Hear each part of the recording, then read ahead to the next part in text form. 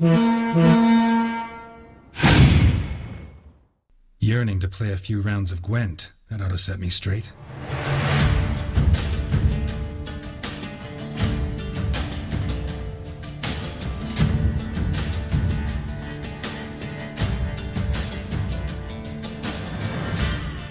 It's Commander's Horn, episode 73. I am joined by fellow caster Merchant. We're talking about something we've been waiting for quite a long time for, new game mode. Arena in Gwent has arrived. Also, Gwent Open is coming up, and we're looking forward to hearing what everybody else thinks about our Arena as well. We'll be asking you all about that stuff. All this and more on this episode of Commander's Horn.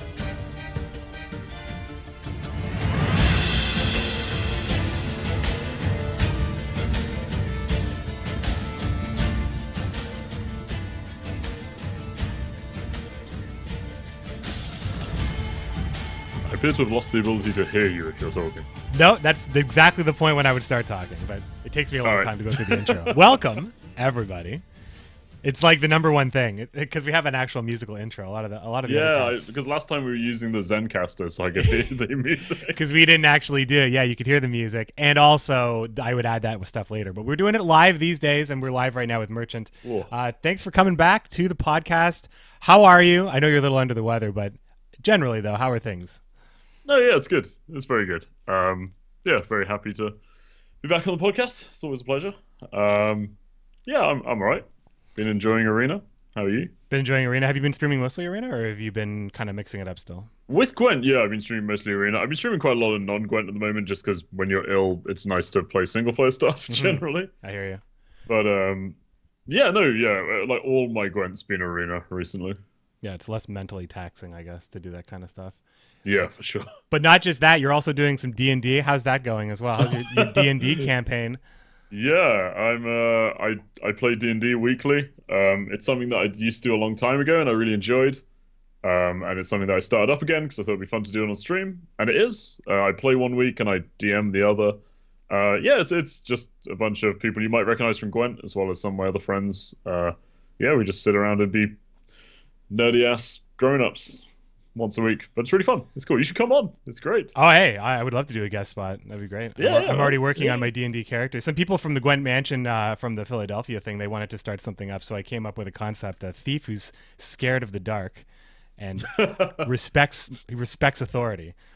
So I'm sure that would give me a lot of challenging roles. But actually, that was a double entendre. Actually, a challenging role. I guess a lawful thief is like a spy, right? Maybe that's good. For a government. Yeah, see, I haven't even explored that kind of stuff, like all that sort of character development stuff. I'm like, I don't know anything about it. But yeah, we have guest spots available. Like, we can always put one in like every week. So if you want to come on, just let me know. I will. I'll be talking to you later about that because all right. I like. It's good. Role playing is fun. Just like it's super fun. Yeah, you do your own. Just make your own show. Yeah. So and then I guess the last thing is, well, I mean, we'll be doing more catching up, I'm sure, because we'll be hanging out next week in Poland for the Open, as it is that time again. And we should probably talk a little bit about the Open before we dig into the Arena. But before we do that, this episode of Commander's Horn is recorded live on Twitch on my channel right now, twitch.tv/McBearded. You can find all episodes of Commander's Horn at commandershorn.com. And you can subscribe on iTunes, Stitcher, and other podcasting apps. Find videos of podcast on the Topdeck channel on YouTube. And send emails to commandershornpodcast@gmail.com. Tweet at us at Commander's Horn. I don't have a fake ad today, but I do want to let you know that the show is brought to you by our commandos, our Patreons at patreon.com/Commander's Horn. Thanks, everybody, for keeping the mics on and the podcast ad-free. So there is a little bit of news in that we do know who the finalists for Gwent Open are going to be, and we're going to just quickly talk about those people because they're friends of ours, some of them, most of them. I mean, we're meeting some new people, so we'll get into that quickly. We're going to talk about that, and then, of course, we're going to dig into Arena right after this.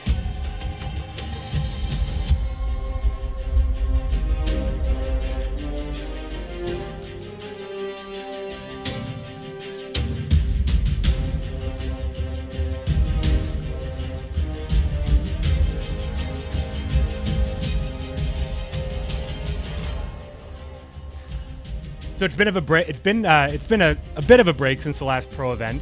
Since the two opens that don't have a challenger included in between feel it's like the longest space you'll feel from like an actual pro event. Wild Hunt was fun last year, but we're going to get back into the CD Projekt Red sanctioned events, and we'll know which two of the top 8 qualifiers will be advancing to Gwent Challenger number 3. But we have a pretty familiar list right now. So generally, like, how do you feel about this meta going into the tournament? Do you think that this is going to be, there's going to be some different approaches here? Or do you think we're going to see a little bit more of the same? Henselt's still going to be really good. People are going to still bring Consume, perhaps. Or do you think there's going to be a big dramatic shift?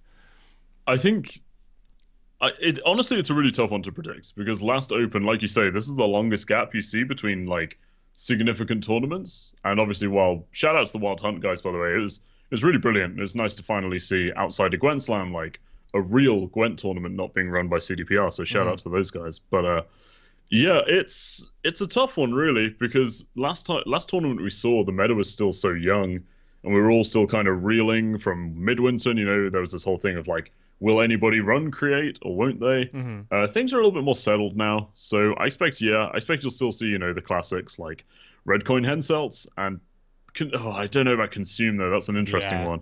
Do you not think people have been burnt enough by bringing Consume, or do you think they'll still risk it? Well, there's the targeting that occurred at the last Open, but there's the general poor performance of the deck, like in tournament games. Like it's very much like when it wins big, but when it's countered or when it doesn't draw correctly, especially the drawing correctly, the weird draw situations of some of the tournaments where people just aren't drawing the cards they need to put their combos together. There could be that. But I mean, people are going to probably crunch the numbers. I think that Deathwish has definitely risen, and that's probably the only real contender in the monster space right now, unless something else is developed behind the scenes that I would be happy to be surprised by it.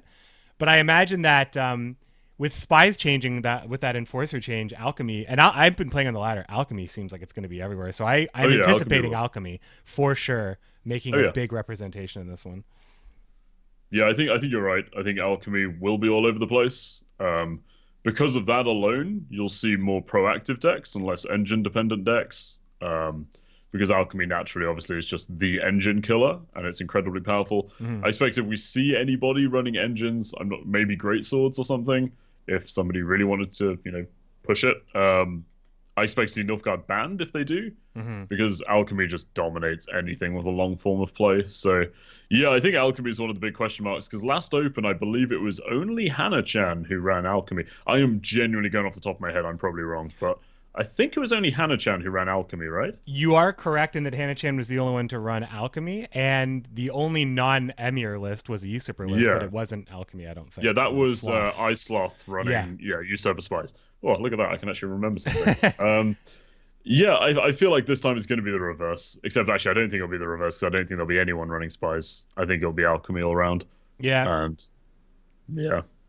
I mean, that'll be interesting. We saw dwarves being a dominant tempo deck, and Scoia'tael, I guess, not just necessarily dwarves, but dwarf-based Scoia'tael last Open, and with a tempo dominant tournament, that affected a lot of decisions. But with a control dominant tournament, if you're going to be banning that, are you expecting there to be other sources of control?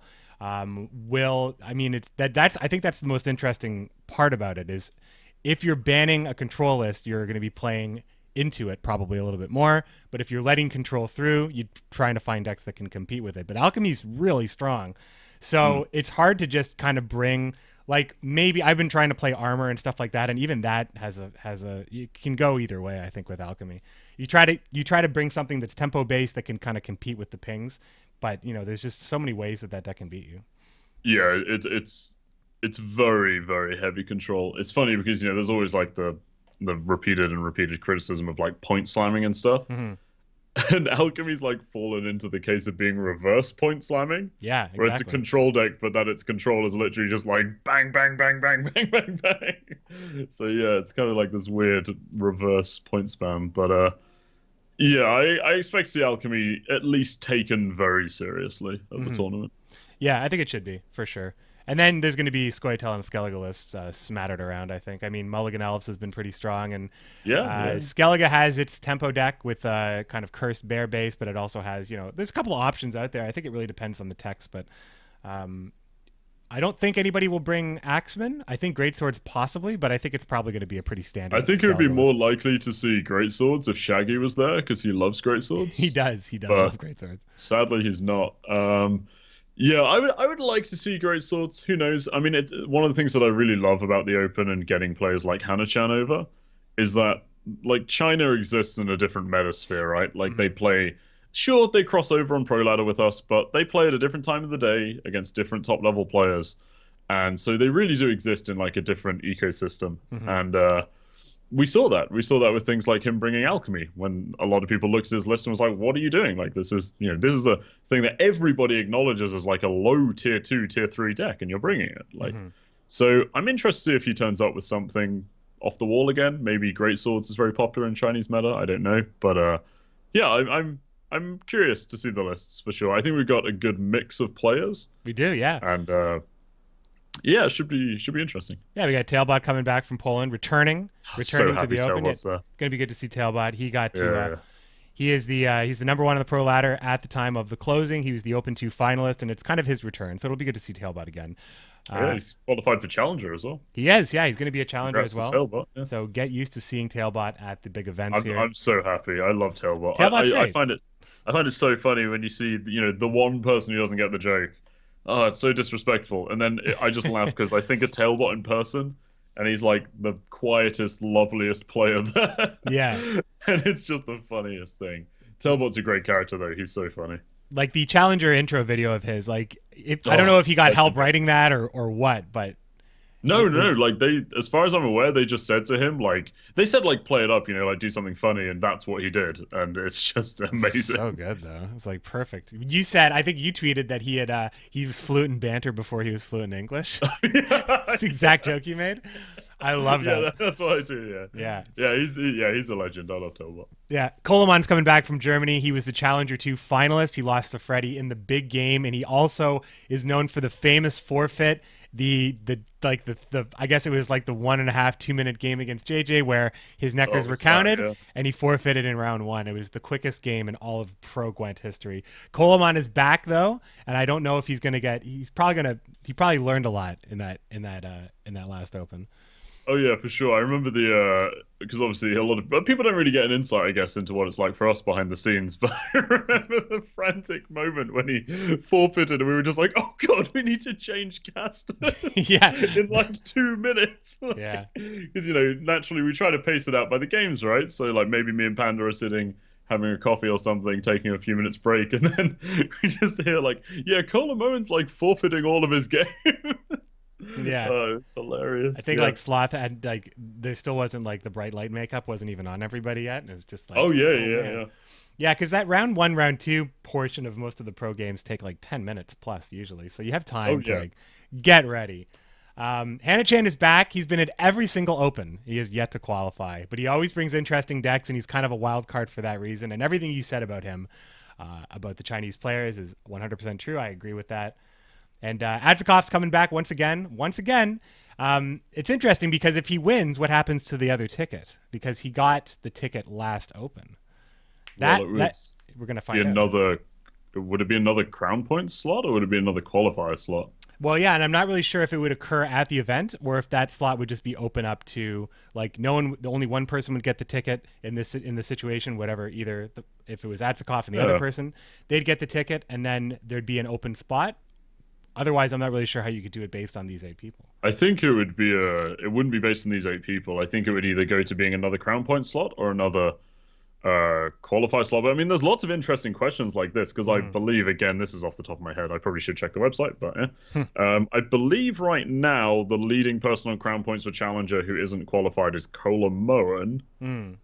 So if he were to qualify, that would also throw up interesting questions. Yeah, there's a lot of complex things to figure out with Challenger. It's cool though because I feel like a lot of major sports do this kind of stuff where like it gets close to the end of the season, it's like, well, if this team wins and this team loses, the only way this other team can make it into the finals. Oh so yeah, I we had like that with the Seahawks at the end of the season. Yeah, baseball has that too with like all sorts of stuff leading up to the wild card game. Pronio is returning since the first Challenger 1. He hasn't been around. Ukraine's Pronio, who popularized the ancient technique of self-wound Skellige. Rest in peace. But it'll be good to see Pronio back into the pro scene. I think that he's such a good player. He's been playing since the very, very start. He's always been known as being a good player, but he's been gone for a bit. But he's back. That's really great. Yeah, I'm really excited. I want to meet Pronio. That'll be really cool. And it's funny because there's going to be so many people watching who have no idea who Pronio is. And to anyone who played in closed beta, like that, like him and like Garuna and stuff were the names from closed beta. Like Pronio was regarded as the best Gwent player with Garuna, I'd say, in closed beta. And yeah, I'm really happy to meet him, and I'm really happy to see him play in 2018. That's so awesome. Yeah, really happy. And like, yeah, I would openly say I hope he does well. Like, it would be really cool to have like somebody returning from first challenger at the next challenger. That'd be awesome. So yeah, I'm definitely gunning for Pronio for sure. Yeah. Pronio, not just a great player, but also an innovator. He also like loves building decks and like coming up with like new techs and stuff like that, because he really popularized a self wound at the top of the ladder at the time. He did, yeah. And Shamel is back with old Warcrier that exploded the whole board. Yeah. Oh my god. I know, it's like just like big fireworks at the end of those games. Oh yeah, they're amazing. Shamel's back from Russia. He qualified for the last Open. He's been focusing on competing, and now he's back, so I guess the focus is paying off. He's going to get another shot this time. We're going to see if he has a chance to. I think maybe he was under a little pressure last time. I think he's like, because I know that his showing maybe wasn't as good as I felt like it could have been. And I think that he has a chance to do a lot better this time. Yeah, for sure. Like, he definitely to use a very British phrase, he definitely bottled it when he was on his games. But like, it's completely understandable. Like, playing in a tournament is casting a tournament's scary enough, and we know exactly what we're doing roughly. Like, when you're playing for like your potential place at Challenger, or you're playing for really to sustain your pro career, or start it in Schmel's case, right? Like, the pressure is enormous that these guys go through. I mean, we see them before the games, and the spectrum's amazing. You got guys like Ajikov, who's just been here forever and knows exactly what's going on, and Freddie, who just shows no emotion. And then, like, you have guys who definitely feel the pressure more. So I'll be interested now that it's a known environment, and now that he knows exactly what's going to happen. Even things like, they'll be worrying about, like, how do I go in and take my seat before my games and stuff. So now that he knows everything that's going to happen, I'm interested to see how he performs at another tournament. Absolutely. Me too. And we have the two newcomers. We have... It's LB Dutch Boy, but it's always lowercase, so I'm not sure if it's supposed to be like to read like IB Dutch Boy. But first timer, he's a former Hearthstone player, and he had the power to get there to the top 8. And I don't know a lot about Dutch Boy personally, but I do know he's Dutch. He's like a pretty reasonable Hearthstone player. Yeah. Like, I used to watch a fair bit of. I always find it funny using the term competitive and Hearthstone together. But there we go. I used to watch like a fair bit of competitive Hearthstone, and I'd like heard of him. So he's like a reasonable, obviously very good Hearthstone player. Yeah. So it'd be interesting to see like somebody again cross game like JJ come into Gwent, and I hope it goes well for him. Yeah, I mean, Dutch Boy's been in pro. I mean, he had like an important match against Firebat. I think Firebat was the first Hearthstone World Champion, stuff like that. So he definitely was mingling with top names when he was playing. And then the other newcomer, Demorcus, hopefully I'm pronouncing that correctly, from Germany, is also his first time. He's the leader of Team Aretuza, which is actually a lot of great players getting together, kind of offering their own side of their strategy, very similar to some of the other groups that are making content. Such like Topdeck, and there has been Red Coin in the past, just like a group, and just like a group of players, and he's the leader of that group. So he's showing that he's got the skill to be in the top 8. So I know that he's going to have a solid contingent rooting for him, and he's got a lot of great scrim partners as well. So I'm expecting him to do very well. Yeah, I think like one of his strengths for sure is going to lie in those scrim partners. Aretuza have got guys like Andy Wands, who've seen play at Gwent Slam. They've got, I believe he's on Aretuza anyway. I'm probably about to look very silly, but I believe he is. I think the scrim partner is going to be strength. But again, it's going to be a case of like how he handles himself at a tournament.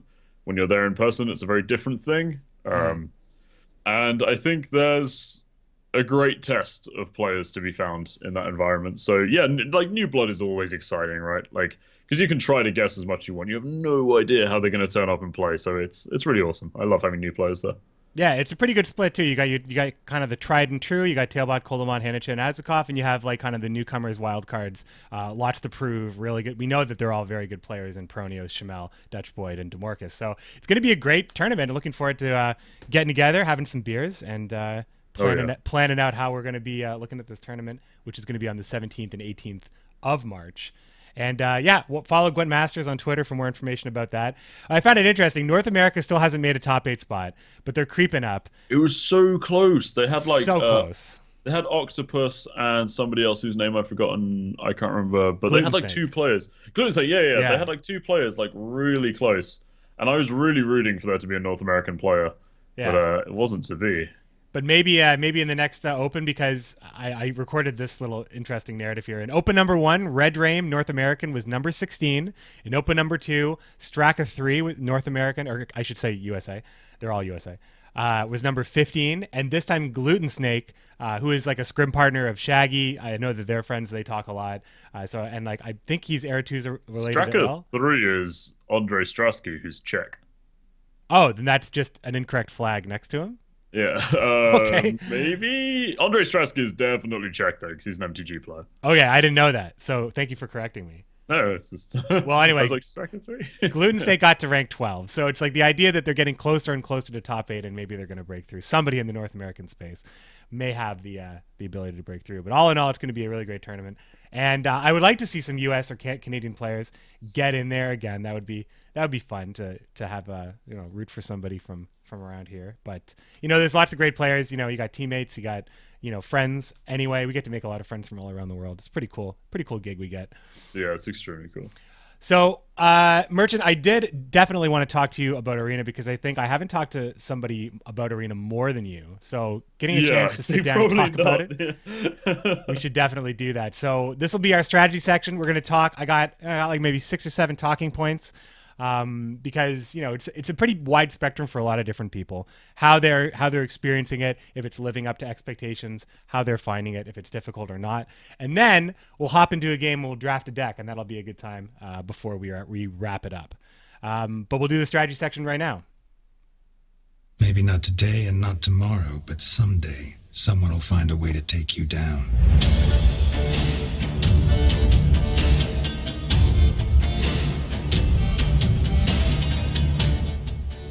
Just one final note about the qualifiers. Some people are asking about Mago GX, who gets very high on the pro ladder frequently, but isn't able to travel outside of Russia. So even though he is in the top 8, his name is kind of removed from the discussion. So DeMorcus is actually the qualifier, if you didn't know.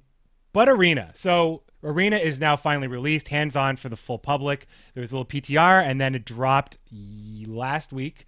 And we kind of all got our hands on it. Lots of content's coming out. I've seen some pretty crazy games from some people, some streamers. I've had some crazy games as well. Generally, Merchant, how do you feel about it, and how have you felt the reception of it? As you see, it's quite funny. I had quite a lot of trouble in the first few days following Arena, like sort of formulating my thoughts on it, because it's not something that I would have ever made as Gwent's draft mode. But on the other side of that, it's something that I've had a lot of fun with, and it's honestly, to be blunt, like made me enjoy streaming Gwent again. So like, yeah, it's been a huge positive generally. That's good. That's good. I've also really enjoyed it as well. I would say that I don't feel like it doesn't have like any addictive hooks in me. Like I'm not dying to play Arena when I play Gwent, but I love that I have an alternative if I don't feel like playing Constructed, and I don't feel like, well, it's just Constructed. So it's really like, I like the alternative. It seems like it's always fun. It's always going to be like, for a streamer, it's like a nice block of time, and you can get some really, really crazy moments. So it's doing all of those things right. It's checking all those boxes for me. But the desire to like always keep going back into it, it's maybe not as strong as I expected. Yeah, and I think that comes somewhat with the like, what's the correct, like the like, I guess the seriousness of it as a draft mode. Like it is very much so designed as a primarily fun like meme mode, which one could argue naturally comes with a draft anyway. So yeah, there's certainly things where like I'm the same as you. I don't feel like It's actually like I play Gwent offline again for the first time in ages to play Arena, but I don't play it as much as I thought I would, if that makes sense. So I still play it offline, like probably every day, like basically every day since it's come out, yeah. But yeah, I'm not like gotta stay up do another Arena run. Yeah, I've actually been playing Gwent a lot offline as well. I don't know what the drive is like because I play, I try to get like 4 to 6 hours in a day on stream. But playing off stream, it's almost as if I feel like I'm re-entering a plane of enjoyment that I had forgotten about because I was only playing when I was streaming. So that's like my Gwent experience. 100% of the games I play, I'm talking to my chat. I'm talking all the time, playing like deciding my plays, but actually just putting on some music and playing in silence, like with like lamplight. It's actually really, really nice. Yeah, you see, it's always been like.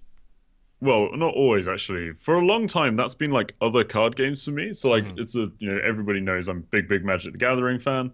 That's always been Magic for me. Like I'd play Magic Online. Now I play Magic Arena Beta, and I play like really seriously. I put music on and I really focus on the game. Whereas Gwent, because I entertain while I play it, I've never focused on playing as a competitive player at all. So yeah, but nowadays, I play a little bit more Gwent offline in a more serious manner. So yeah, it's nice to do that again because really it was other card games that had like completely taken that over for me.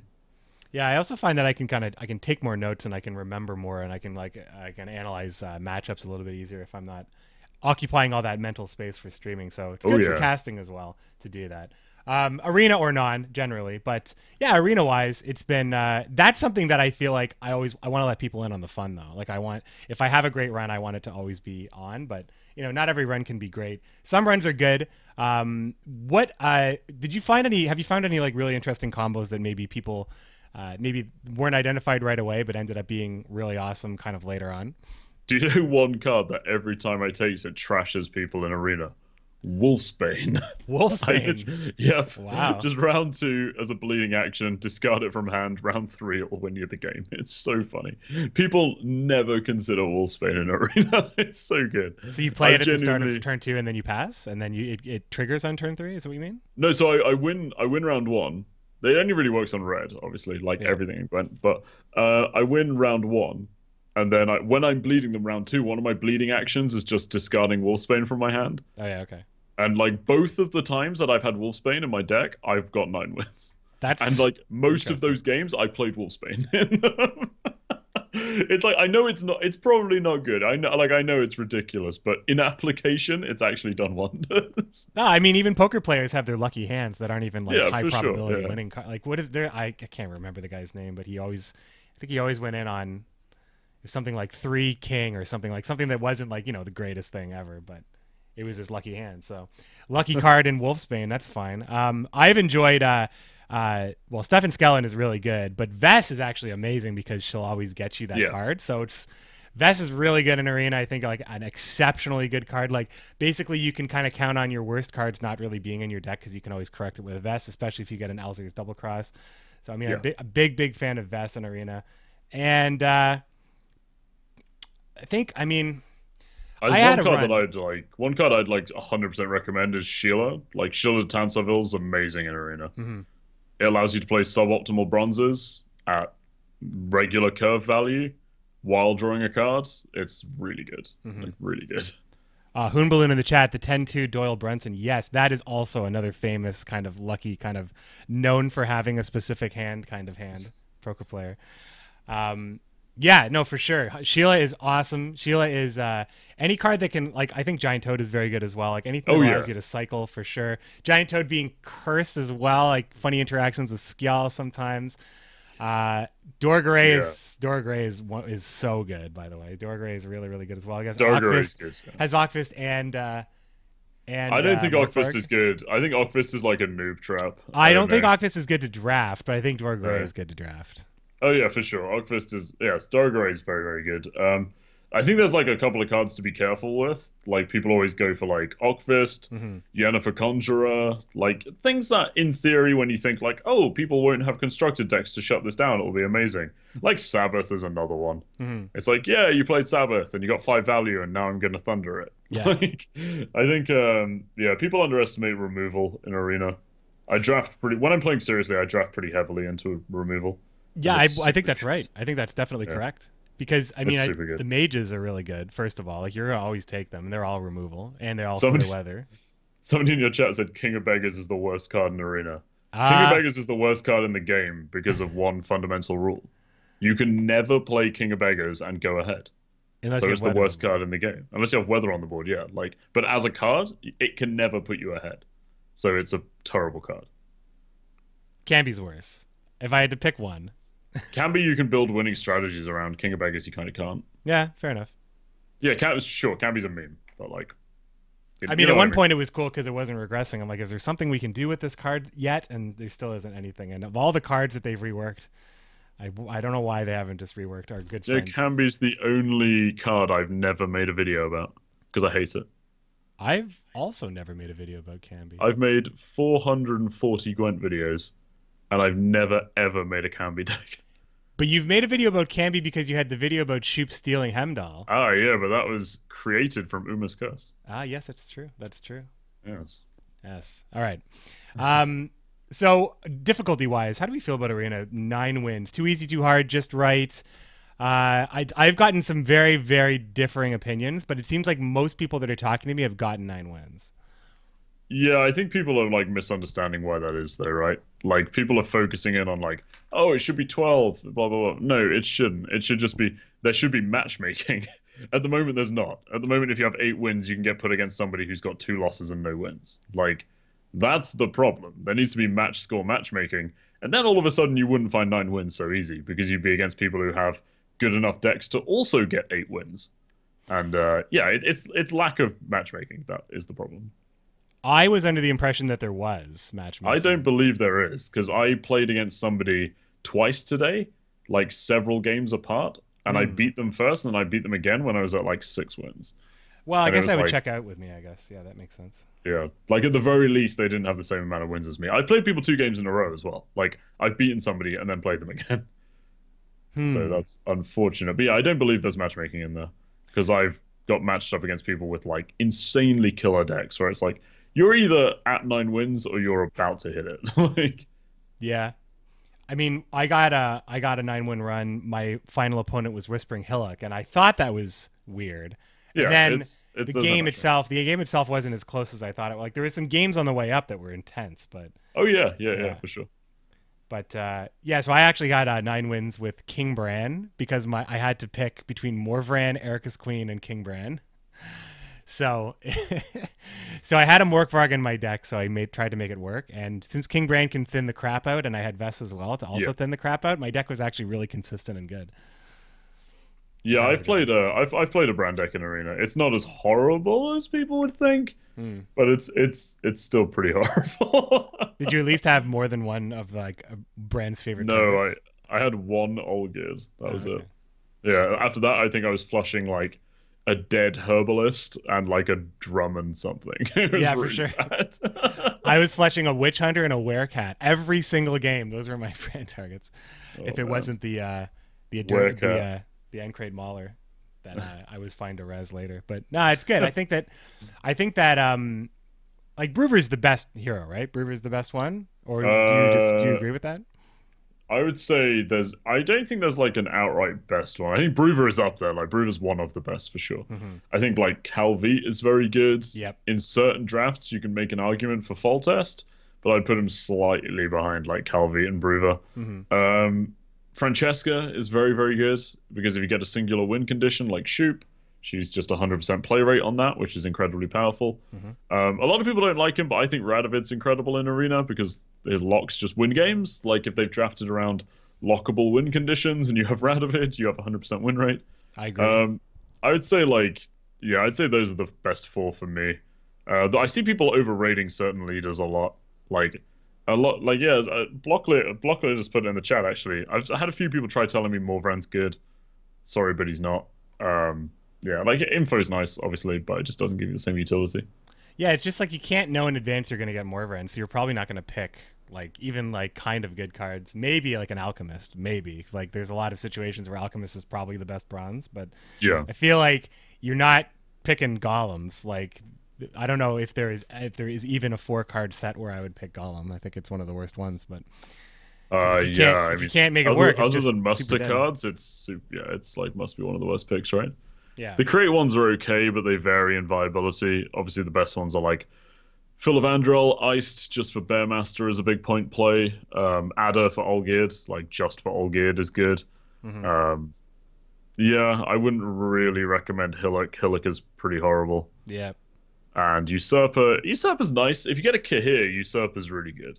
Yeah. Because he reses whatever Usurper spawns. So. Cahir's a tough one for me to pass up. I feel like. I love Cahir. He's one of my leader favorites. Twice is like, and especially outside of it's like the only joy you can get out of that in Constructed is if you're playing Usurper and you can play a non-Nilfgaard leader twice. But when you have the non-Nilfgaard leader and that reliability, you know exactly how you can use it. And I think that Usurper is one of my favorite ones for sure. I think it's when you get down to like just the leaders that you can just say they're going to provide me X value and that's it. Yeah, like Aridin, it's like Herald. Iced, right? Like Iced has no synergy outside of some very fortunate drafts. Yet he spawns Bearmaster, and he's a 5-point body that spawns Bearmaster, so he's good. He's good enough, right? Yeah. Have you had any like really interesting run-ins with anybody, like any other streamers or any like interesting matches on the arena? That's a good question. Do you know, not that really comes to mind. I mean, on the PTR, sure, I had some great matches against like JJ. Well, yeah, mostly JJ. Yeah, I don't know. Actually, that's a good question.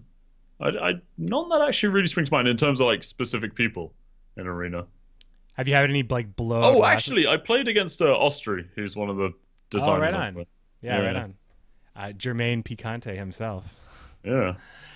Have you had any blowout losses that just blew your mind, like the draft of your opponent? Like, how could they have something so insane? Oh, I had one today that just like broke my heart. I do like dumb drafts on stream mostly, and I decided to try and draft an Axeman deck, which went about as well as you can imagine.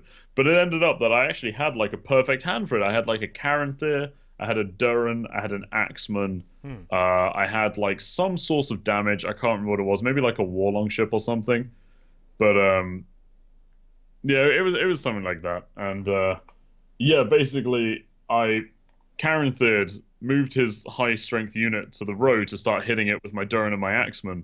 And then he immediately played Zoltan and moved all of his units out of that row.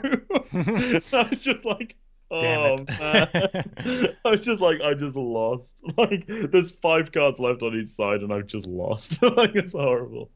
That is that's frustrating. But I mean, that's kind of like the crazy games that I guess is what you're in the mood and the mode for. Generally, I've really been enjoying it. I think that it's a welcome addition. I hope that it's not like a thing that people are only into for now. Like I want to believe that there's going to be like a big community that kind of builds around, like there's going to be people that only play arena that have like really good insights on arena, perhaps even like more regular content about arena rather than just like other streamers making arena stuff. Like really focus on this kind of thing and really fleshes itself out as a game mode that can kind of garner a lot of respect, because I think that when you have multiple game modes, generally you want them to all have dedicated kind of passionate players that are known for that. And I think that I'm still going to be 50-50 too much. Like I think that I'm going to be playing too much Constructed, but I don't know if you are more arena focused these days or no. I'd like realistically, with the state arena it'll probably be like 80% arena. If arena got changes to make it like, because there are certainly things that need to be fixed with arena from like a draft mode perspective. If they got fixed, it would be 100% arena, like all the time, easily. Because I competitively play draft in Magic, so like I'm a draft mode player genuinely. So yeah, it would be like 100% arena. Yeah. Magic drafts are fun. Hopefully we get to do they're super fun. Yeah, we'll do one in Poland for sure. Yeah. All right. So let's do a draft. How about that? That's we'll dig into that. Yeah. I think I have a scene set up for this, and I hope it works. Ooh, beautiful. All right, signing the pact. So we'll do a draft, and I think that there's a lot of cards to go through, obviously. So we'll each make a case for a card. We're probably going to agree on a lot of these cards. This is actually a very interesting first pick, though. Geralt of Rivia, Rainfarn, Geralt Ard, and Old Speartip, asleep. It's Ard, 100%. Yeah, it's Ard. It's hard because It's there's a lot of stuff that you can make a case for. Like there's a lot of stuff you can build around, like movement wise. Whereas Geralt's just 50 in value, so at least you can do stuff with weather. You can do stuff with, generally Geralt art is going to be good enough. Yeah, I mean, if you want to go really like psycho draft, you can take Rainfarn and hope you get like a Joaquin. Yeah, but don't do that. Like, but that's what I do, so don't do it. It's true. But if you were gonna do it, the first card is the best place to do it because you have, this many chances to draft. Do you know what I was playing earlier? Actually, that was hilarious. I was drafting Bearmasters. Yeah. And I was using Giant Boar, and I was spawning the Bearmaster and the bear, and just 50-50ing and hoping it hits the Bearmaster. That's really good. It was insanely good. It worked 2 out of 3 times. So didn't win the game where it didn't. Probably not. Yeah. No, but it's a great moment to the nice stream moment. Yeah, it's a lot of fun. Dorg is really good for that too, because he can make the boar, and if he's the only thing on the board, it's like an 18-point play. Just boom, just like that.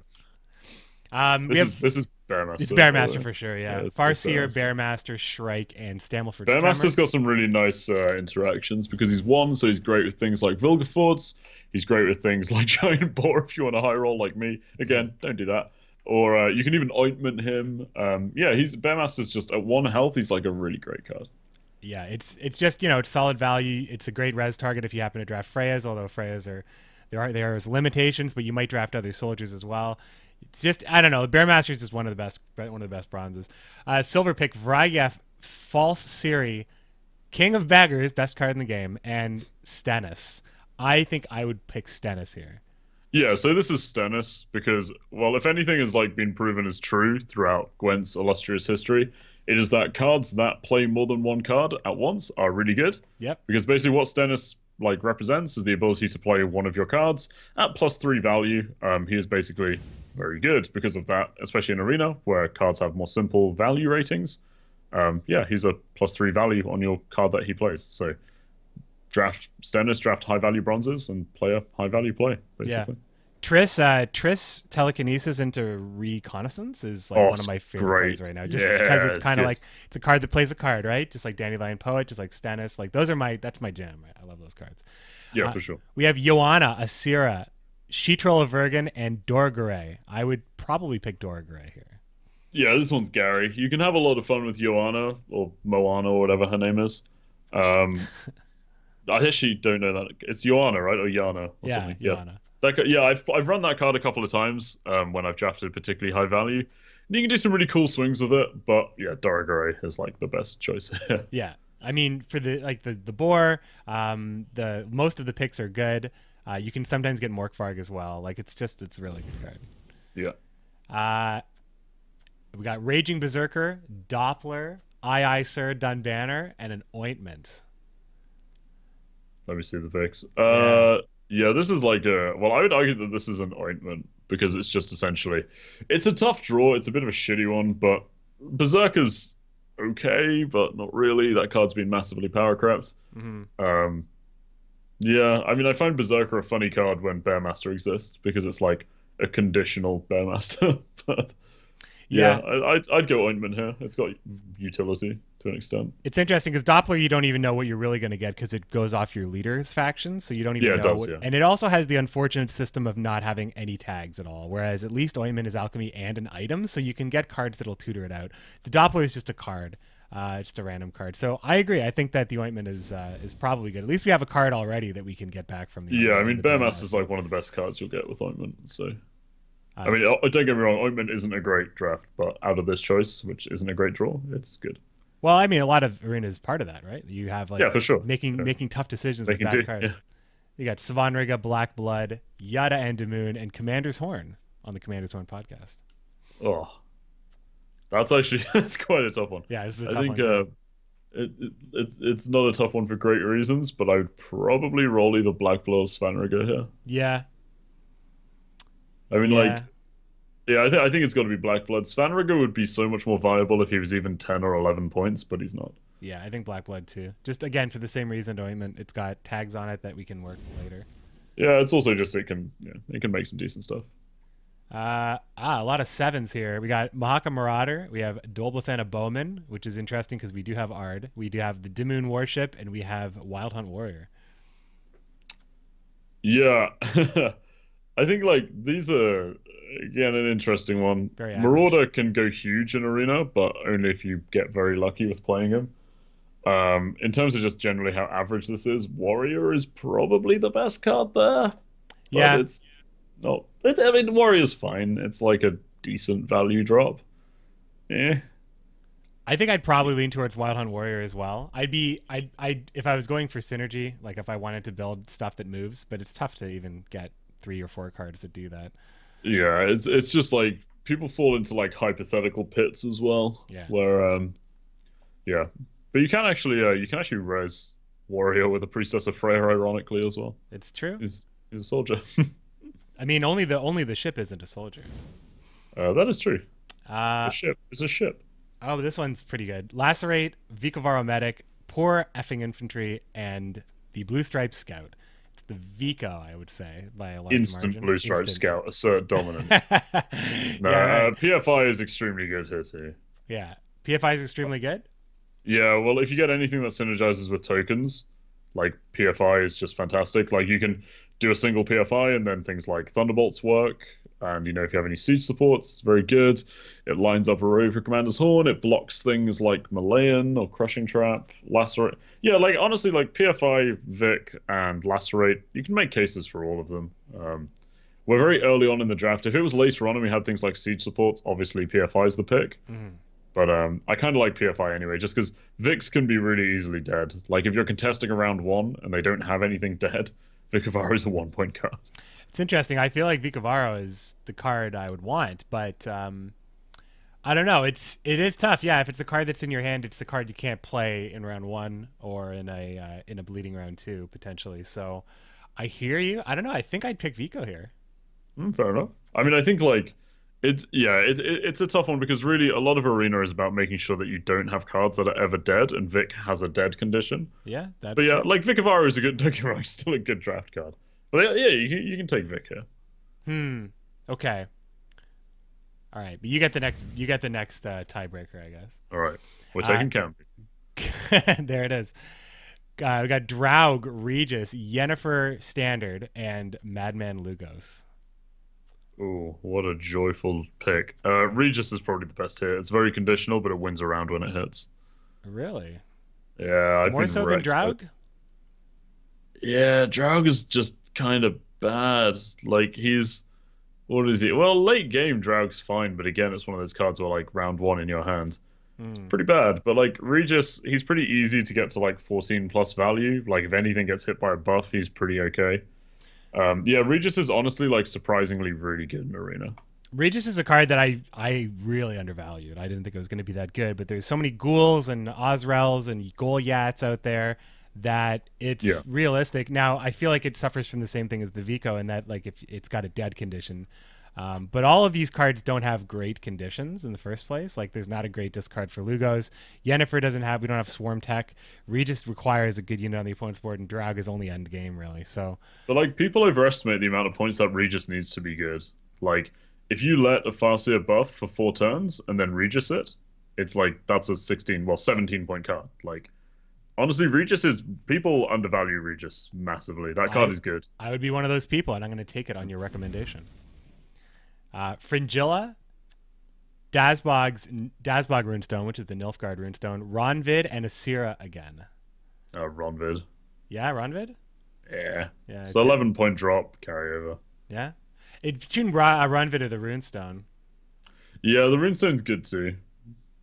Runestone can roll some really nice things like Vanamar and Vanamar and Yeah, Vanamar and Vanamar. and Vanamar. And But yeah, Peter in some situations. I don't know. Actually, realistically, I'd probably pick Runestone here just because we don't have any machines yet. All right. But I have wrecked with crewman synergy with Ronvid. It's really great.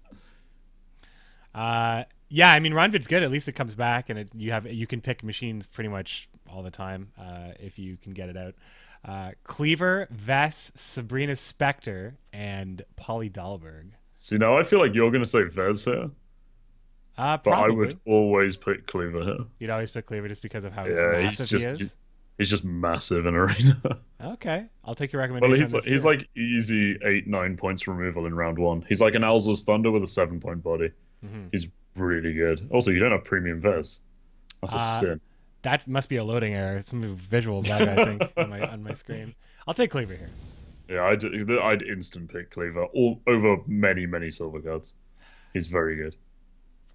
Alba Armored Cavalry, Swallow Potion, Magni Division, and Tuisark Hunter. Interesting that we do have at least one bronze item in our deck. The Tuisark Hunter is pretty reliable. The Alba Armored Cavalry snowballs out of control, and the Swallow is just another item. So I mean, yeah, we can shoot her with Division, but not for the Runestone, which sucks. Alba Armored, we have a couple of units that synergize with it. Both Bearmaster and Vicavaro are double things on the board, so they get ×2 tempo with it. But yeah, and Stennis and Dorgray. Yeah, and Stennis and Dorgray. I'd say like we have enough that Alba Armored is okay. It's another, again, a 6 and a 5 isn't horrible either. Like Brockvar Hunter or whatever he's, being a traitor to is the Hunter is 5 points of removal, which is really good. It kills like, Succubus basically. So honestly, as boring as it is, Hunter's probably the right pick here. Yeah, we have a lot of synergies with Alba, but I agree with what you say about removal heavy. Like it's just like it's really hard to get engines to work, and if you get shut down, especially in a round you have to win, you just get steamrolled. So yeah. I agree with you. I think the Hunter is probably just the consistent card that we're going to take. More golds. Geralt Erden, Priscilla, Vilgefortz, and Tibor. Instant Vilgefortz. Yeah. We got so many 1 strengths as well. Yeah, it's exactly what you said when we picked the Bearmaster, and I agree with you. And for some reason in Arena, everyone thinks Blue Boy Lugos is an amazing card, so Why? you burn. I can guarantee if you played to 9 wins with this deck, you would burn at least 2 whales. Oh no, I see a lot of... Everybody picks Blue Boy Lugos, and I shut it down every time.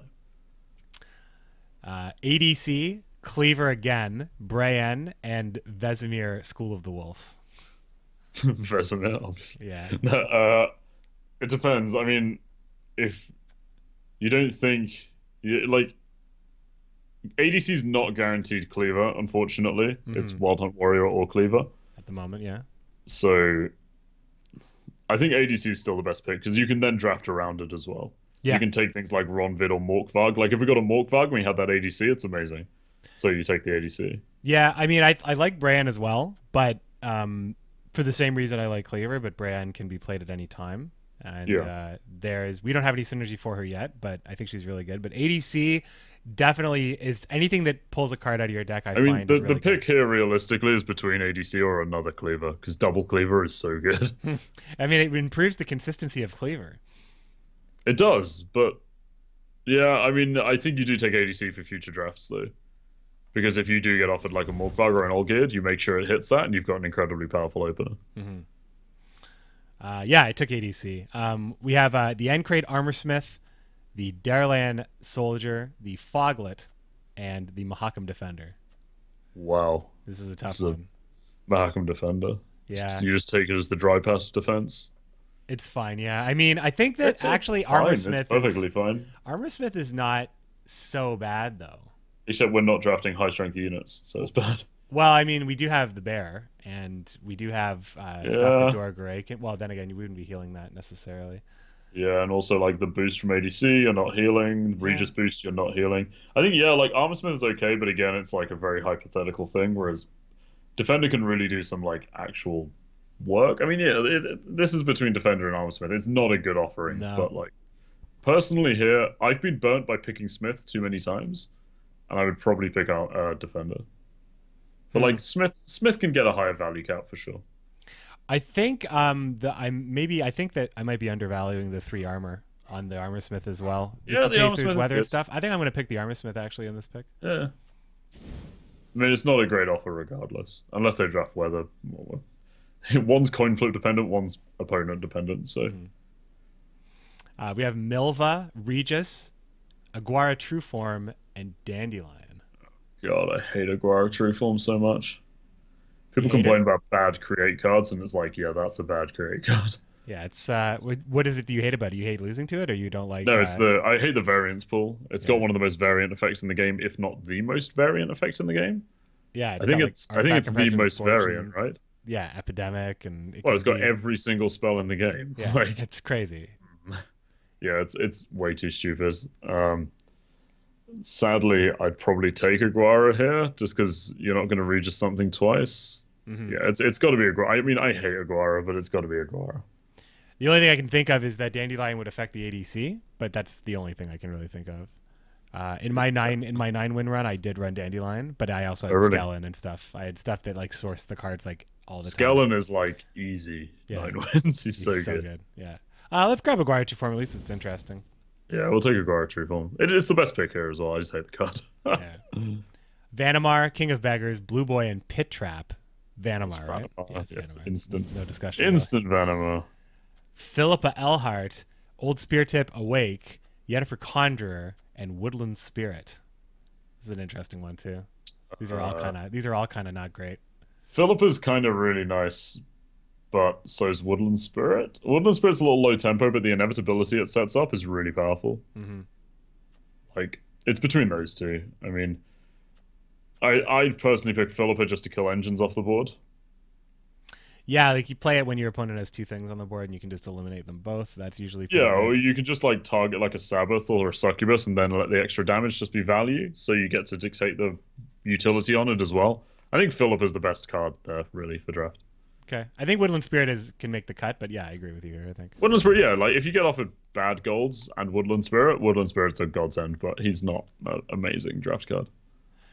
Magni Division, Encrate Warrior, Kadweni Sergeant, and Blue Stripe Commando. Probably go for the Weather Clear. It's the Sergeant, yeah. There's no other choice there. All right, they're all dead. Our 6th gold card. Siri Dash, Geralt Igni, Assassination. You just got to remember that Sergeants now are ADC. Yeah, no, that's fine. That's probably fine to have a Weather Clear unreliable. Oh my god, what is this? Yeah, this is pretty good. This is an interesting one here. I think another Philippa. Assassination, I think. Do it. Another Philippa. Easy. Another Philippa? Yeah, easy. Let's go. Let's go. More Vilgefortz targets, honestly. Yeah, exactly. All the 1 strengths. That's what we need. We should get Strigobor then. We got Pyrotechnician, Fiend, Kadweni Revenant, and Torrential Rain. Pyrotech usually. People don't stack rows. It's Pyrotech, yeah. Fiend's okay for like ghouls or Oswald, but yeah, it's not worth it for the 2-point differentiation over Sergeant. Crushing Trap, Ointment, Slizzard, and Bone Talisman. Oh god, what a choice! Yeah, this one's a little tough. I mean, you can res a Pyrotechnician with Ointment. You could argue for 2 Ointments genuinely, but the problem is it's going to brick your draws super hard. These are super bad. Bone Talisman brings the bear back, but that's the only thing we have. Yeah, that's like it's probably Trap. Honestly, it's probably Crushing Trap. It's got removal and it's 12 points max. I think it's Crushing Trap. It's like an easy 10. So that's a bad. I mean, I've run Crushing Trap before and it's been fine, but that's a horrible choice. A rough one. We have Skjal with no cursed units in our deck, I believe. We have Donar, a lock. We have Trollolo, and we have Svanriga again. It's probably Donar, though, right? It's Donar, yeah. We haven't got any locks, so it's Donar. Yeah, like 1 Weather Clear, 1 lock. I feel like that's like where I always. It's a shame it's Donar. Donar's like the 2nd worst lock for what's the second worst? The worst one being Ox? No, the worst one being Orcs, yeah. Yeah, okay. It's lowest tempo. Gaunter Dim, Yorveth, Royal Decree, and Karathi Heatwave. Yeah, it's Royal Decree. Right? It's you always pick Royal Decree. It's very good. Unless you get offered like Shoop or Vilgefortz above it, you get Royal Decree. It's too good. All right. Grey Boxer in the chat. Shoutouts. Another gold pick. This is good. We're going to get 8 gold cards at minimum here. We have Leo Bonhart, Vilgefortz again, Xavier Moran, and another best card in the game, Roach Merciless. Oh, God. Have you noticed how Roach Merciless's art doesn't even look like Roach? It looks like a dude dressed as Roach. Well, he's younger in this one because it's Witcher 2. He's younger, but he's got, like, his Witcher 3 outfit on, right? No, that's his Witcher 2 outfit. Oh, it's his Witcher. He's in the same outfit, though, right? Because he's like a gorilla. Yeah. Yeah, that is his Witcher 2 outfit, though, you're right. But he's not that young. He's still like I don't know. It just doesn't look like Roach to me. I mean, it doesn't look like Roach to anybody, I think. This is not what a Roach card should look like, I think. No. But do we just take another Vilgefortz here? Yeah, it's another Vilgefortz. This is great. Double Philippa, double Vilgefortz list. Yeah, that's a hell of an interesting list. And we're going to round this out with Dragon's Dream, Ozrel, Holger Blackhand, and Ruin. It's Ozrel, right? And what? Oh, Ruin. Yeah, yeah. sorry. I thought you said Ruin. I was like, oh god, is that a silver spell? I don't know. This one's Ozrel. Yeah, Ozrel just gets so much value, I think. Even though there's no spies in the game. It's all kind of feels bad, man, but it's Ozrel. Yeah. And finally, the leader pick. All Nilfgaard leaders, Morvran, Usurper, and Emir. It's Usurper. Yep, it's Usurper. Oh god. Yeah, this is good, right? This could be a good list. This is like you could do well with this list, honestly, just off of having 2 Vilgefortz, 2 Philippas, and a Regis. Oh yeah. You've got so many ways to destroy your opponent's tempo. We're gonna see so many cards in this deck too, with ADC on top of that. Stennis is pulling something out of the deck as well. I don't know, man. This might be okay. So we'll grab Usurper here, and this will be the list. I will play this list. I'll do a YouTube video with this list. It'll be exclusive, I think. So you can look for that in the next couple of days. It'll be the Merchant and McBeard super deck with double Vilgefortz and double Philippa Elhart. But this one won't actually even be on stream, I think. You're going to have a lot of fun with that. That's actually going to be like... Honestly, your golds are really good. Like, having Regis on Royal Decree on tap and Philippa and Vilgefortz, you have, like, every scenario covered there. Yeah, that's a good deck. You can stomp with that. There's a lot going on in this deck. I think that the worst cards are like Crushing Trap and Hunter. The worst card is like Donara and Hinder, and Armor Smith will be pretty bad a lot of the time. Yeah, we'll see. But you just mulligan Armor Smith if you can. Yeah, for sure. I mean, we didn't take the Vest at the point, but I think that it was up against Cleaver. I think at that point. Yeah, it was up against Cleaver. It's too bad knowing that the other Cleaver was there. We would have probably picked Vest in that situation, but because Vest is pretty good. But no, this is an awesome list. What's your ADC's the Sergeant, right? Yes. But to be fair, if you got the Sergeant out, your ADC goes to being a lock, which is pretty good. Yeah, Donar at 10 isn't so bad. That's not too bad. And then 7's a bit murky, right? You got Cleaver, Wild Hunt Warrior, and Armor Smith. But I mean, generally the Double Cross isn't going to be a fantastic card, but I think like late game it could be very interesting, especially if like I've played all of my high strength cards and it's getting me something like a clutch like Stennis or Pyrotechnician or something low. Double Philippa is going to be hilarious as well. It's a real takedown deck. I like it. It's going to be good. Yeah, it is. It's a bully deck. You're going to have fun with that. All right. Well, would love to know what you guys think about the deck, and I want to know what everybody in the chat is thinking about Arena. If you have any questions for Merchant and I about your experience in the Arena, do you find it too hard, too easy? Do you think that it's tuned right? Have you had any crazy 9-win run games, or even just some crazy decks? Like, what's the highest amount of golds you've ever drawn? Drafted. Want to know all about that right now. We'll do that in the community section right after this. Just tag me at McBearding.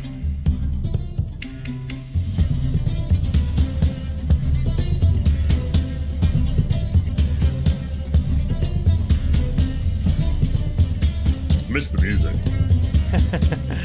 Makes me feel less empty. You'll have to listen. You'll have to listen to the podcast later to hear the music. Yeah, exactly. Careful around it, Gwent. I miss it. Coming from my podcast, which has no production value. It's great. Oh, it's nice. It's nice to have like little, audio anchors to swing on. Yeah, exactly. Oh no, it's very nice. I'm just shit. Well, I mean, I don't know. I like them. I don't know what to say. Once again, we are supported by our commandos, our patrons at patreon.com/commandershorn. Thanks very much to everybody supporting our content and keeping the podcast ad-free. Commando! Yeah, and I'm one of them. And Merchant is one of them. True. Sign up at patreon.com. Yeah, just head on over to patreon.com/commandershorn, and you can join us on the Discord as well, where all of my subs and patrons of the podcast chat about Gwent all the live long day. It's a great community. I'm really proud of it, and I think that I don't know. I'm just really happy that you guys come together and help us out. DG Thunder in the chat. Why are you and Merchant so eager to sign Gaunter's contracts? It seems like a bad idea. It's actually a decent thing to bring up. What do you think about the theme of Arena? Based on somebody, you love Witcher lore, you love Hearts of Stone, obviously, Gaunter, Merchant. How do you feel about how they tie that into the Arena landscape? I love it. I couldn't be happier. Gornor Odim's my favorite character. Well, Gornor Odim and Olgierd are my favorite. Hearts of Stone is my favorite. Which lore and story and game and one of my favorite single player games of all time. To the extent where I know people who knows one of my tattoos is a Hearts of Stone tattoo. I love it. Couldn't be happier. It's the perfect fit, right? Like risk some of your things to get more things, or not. Who knows? Gornor Odim. No, he's a good spokesperson. I think that there's a lot of stuff in The Witcher that has been able to shine very brightly, that Gwent has kind of kept Witcher fans very engaged right now, because there hasn't been a new Witcher game since Blood and Wine finished, but we're still very, very engaged and falling in love with characters and getting people interested in the franchise. I think it just allows like a nice big well for people who like Gwent that maybe don't know about The Witcher to dive into, and you can kind of see some really cool Easter eggs that are in there for the fans of the lore. But on the other hand, just a lot of stuff to source material from. Let's see. Alias V in the chat. How are you, Alias? Had a pretty good combo with Emir, Spells, and Sheila. I think I pulled 5 cards out of my deck with Sheila. Emir, I thought was going to be maybe one of the best leaders in the game when we first were like looking at it, just because of so many opportunities to replay cards like Bearmaster, or replay cards like Sheila in this situation, Stennis. Anything that I've wanted to have like a built-in decoy for, that I've run decoy lists with. Yeah, it's just the same problem that we spoke about with some other cards like Vicar Medic. He's got a dead condition. If you play the card that you want to bounce and then they kill it because smart people draft removal, Emir doesn't do anything, and then you have a bad time. I mean, yes, you can play it and then bounce it back, but a lot of the time you'll want to use Emir in a very reactive manner. Maybe I don't know, you have a Scorch in hand, they then play a big unit, you want to get your Sheila back and play the Scorch. Emir's just he can be one of the best leaders in Arena, and he can make one of the biggest impacts. But there's also some games where he'll really fail to find a good target. So I tend to draft more towards a consistent approach in draft, and I don't think Emir is necessarily that good with a consistent approach. But he's if you want to high roll a little bit, Emir's a fantastic leader. Yeah. I mean, I'm definitely going to be picking variants and leaders the more Arena I do. I'm not going to, like, if Brewer's up there all the time, I'm not going to always pick him, I think. Yeah, exactly. That's what I started doing. Like, I played a few with, like, Philovandrel, stuff like that, just for fun. It's good. Gwentique in the chat has said, I've had games where I've only got 4 golds and others where I got 8. And then T-Dog saying that Mogwai got 10 plus golds on stream today. Gwentique is saying it seems like an excessive amount of variance in gold draw. I think this is a polarizing topic for a lot of people in Arena. Is it okay that sometimes you can have runs where you draw 3 or 4 golds when your opponent could have 10 plus golds? I think it's okay. I think that kind of variance means that you're going to get these red hot runs sometimes. And I think that, that kind of variance is welcome in Arena. It's going to suck sometimes when you get just a really bad deck, but it's not going to take away from drafting a really good one. I actually disagree. Yeah, I think that like you'll get red hot runs based on the quality of cards you get offered anyway. Like we had some gold picks there where it was amazing. Then we had some gold picks there where it's like, okay, I guess we picked this, right? Like, I think it's going to happen anyway. I don't like the amount of deck variance in Arena. I think they should definitely lock at least the amount of golds you get. Then you could maybe introduce the variance with silvers and bronzes. But I think golds are so integral to like the power level of your deck in Gwent that I really do think it should be locked. I think, don't get me wrong, I think it should be locked to something high. Like make it super fun. Make it 8. Like you're guaranteed 8 golds. I think that'd be a sweet amount. But I really don't like that. Yeah, I've had runs where I've drafted 5 golds, and I've had runs where I've drafted 12 golds. That amount of variance is really crazy. Like somebody who plays draft modes in a pretty serious manner, that stops me playing Gwent draft mode in a pretty serious manner. But I think that like it's something that's easily solved. So I'm interested to see if they're receptive to like playing around with it. But I definitely agree with whoever said it's a problem, because it is.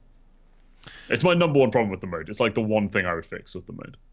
Yeah, I actually I think that there's probably some different there's different variations in Arena that they could apply. I don't know if originally on the PTR there was a 2-faction locked version where you get stuck with 2 factions, and they've hinted that there could be other ways of playing Arena. You didn't like. See, I actually thought that it was. I mean, the thing is with the 2-faction lock, you have to pick like one or the other, right? You have to pick with all or two. Yeah. You didn't like it. I thought that there was a lot of interest in there, but I didn't get a lot of hands-on with it.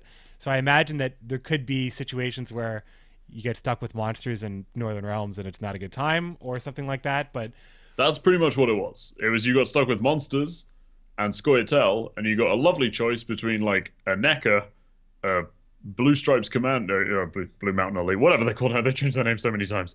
Blue Mountain Elite Commando Agent, whatever. Saboteur. Like, yeah. Like, you got offered there was so much trash. Like, there are some factions that are simply not good in draft. They may have superstar cards, like Monsters, right? It's got Giant Toad. Great card. I really like their Mage. Their Runestone is bad. Like, Monsters is bad for draft, basically. It's got some superstar cards, but for consistently drafting, it is bad. Northern Realms is similar. It has a lot of superstar silvers, but a lot of its bronze core are really bad because they're so synergistic with crewmen and musters and like the whole Blue Stripes interaction that really defines half their faction. That it's really bad. So yeah, I just didn't like this whole feeling of if you got offered a choice of 3 mixes of factions, but as it was getting told like, hey, these are your 2 factions, deal with it.